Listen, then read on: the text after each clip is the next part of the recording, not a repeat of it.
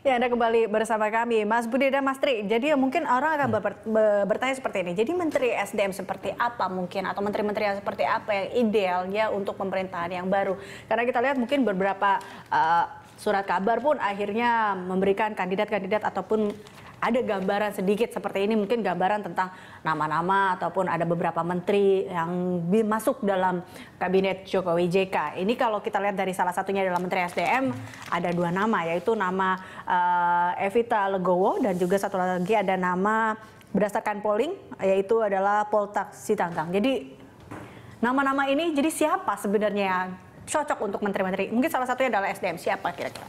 Ya, saya tidak tahu nama, tapi atau saya tidak mungkin menyebut, kriteria, tapi kan persoalan yang sekarang dihadapi betul-betul di depan mata itu adalah soal subsidi bahan bakar minyak ya, yang itu betul memakan proporsi yang sangat besar di anggaran kita. Lalu kemudian juga bagaimana sih kebijakan energi kita terhadap katakanlah ini kan persoalan-persoalan yang besar, harga minyak tinggi, kemudian ini juga kalau kita mau ke fuel itu ada pertentangan dengan pangan dan segala macam itu. Ya kalau menteri yang akan datang mestinya adalah orang yang paham secara makro seperti itu, artinya dia bisa menentukan kebijakan energi yang tepat seperti apa, lalu kemudian dia juga secara sikap jelas untuk kepada siapa sih sumber daya minyak kita itu dialokasikan, apakah 100% kepada apa yang disebut sebagai entitas asing, atau dia ingin membesarkan Pertamina dengan pembenahan yang betul-betul dilakukan, dan dia tentu saja harus mengetahui masalah-masalah seperti itu. Jadi, selain secara pribadi dia mestinya ya track record-nya teruji, dia tidak pernah terlibat kasus-kasus hukum dan segala macam. Jadi dia adalah orang yang bersih, luar dalam, tapi dia juga menguasai secara makro tentang kebijakan energi seperti apa yang tepat. Termasuk yang kalau kita tahu kan sumber daya kita sangat luar biasa besar gitu, dan itu membutuhkan orang yang paham semuanya gitu. Terkait dengan bidangnya tentunya. Saya nggak tahu apakah ada orang yang seperti itu. Masih dicari mungkin, Mas Tri? Kalau saya sih melihatnya begini, seperti masalah di SDM yang hampir di beberapa kementerian yang besar juga lah, di SDM ini kan sudah banyak orang yang melihat segera diberesin gitu ya. Kalau saya melihat apakah kita pilih misalnya dari orang yang memahami, pasti harus memahami secara keseluruhan, secara makro gitu ya, bagaimana SDM ini secara keseluruhan. Tapi kalau saya melihat kok kayaknya kita butuh orang yang baru ya, orang baru yang selama ini tidak berkecimpung di dalam. Karena orang yang di dalam itu pasti setidaknya dia pasti akan ada terikatan. Kita lihat di beberapa kementerian gitu ya, ketika ditaruh orang yang baru, ya walaupun dengan segala kekurangan ya, kita lihat misalnya di BUMN ketika Dahlan Iskan masuk, setidaknya ada akselerasi gitu.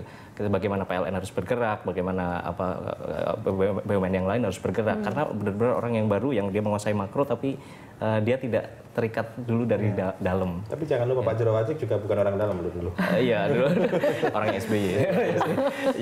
Oke, baik. Nah ini kita ke terakhir ini, kira-kira isu ke depan, apakah isu-isu terkait dengan mafia migas ini masih akan menjadi isu terhangat, atau masih masalah transisi pemerintah juga masih akan menjadi topik hangat di minggu depan? Ya, saya pikir kasus Pak Jero ini masih akan berkembang, tapi yang tidak kalah penting adalah perkembangan di Senayan. Bagaimana persaingan di pemilihan presiden itu masih terus menjalar sampai ke persaingan di DPR. Mereka sekarang berusaha menguasai undang-undang pemerintahan daerah, pemilihan kepala daerah, yang di situ koalisi pendukung Pak Prabowo kemudian pengen mengubah sistem pemilihan langsung menjadi pemilihan oleh DPRD, dengan klaim bahwa mereka akan bisa menguasai semua provinsi dan mayoritas kabupaten atau kota, karena kalau dihitung-hitungan secara kursi mereka menguasai hampir seluruh di wilayah Indonesia, dan itu akan menjadi satu pertarungan yang menarik saya pikir, karena akan mempengaruhi juga kehidupan demokrasi kita gitu. Dan itu minggu-minggu ke depan masih hangat untuk diperbincangkan. Kalau Mas Tri? Ya, berkaitan sih, artinya menteri pasti tetap menarik karena kita membahas orang gitu. Sekarang tim transisi sepertinya sudah mulai mengerucut gitu ke arah kementeriannya apa. Mungkin dalam minggu ini masih ke arah soal kementeriannya. ke orang mungkin belum mulai dibahas, tapi ya struktur kementerian seperti apa yang mau dibangun oleh Jokowi, karena dia bilang kan efektivitas tidak akan terlalu banyak menteri, tapi masih terjadi tarikan antara Jokowi dan JK, masih mungkin belum ketemu secara pas gitu ya, struktur seperti apa yang dibentuk, mungkin itu yang akan ramai dibahas sekarang. Oke, baik, terima kasih Mas Budi dan juga Mas Tri telah hadir bersama kami dalam Berita Satu View.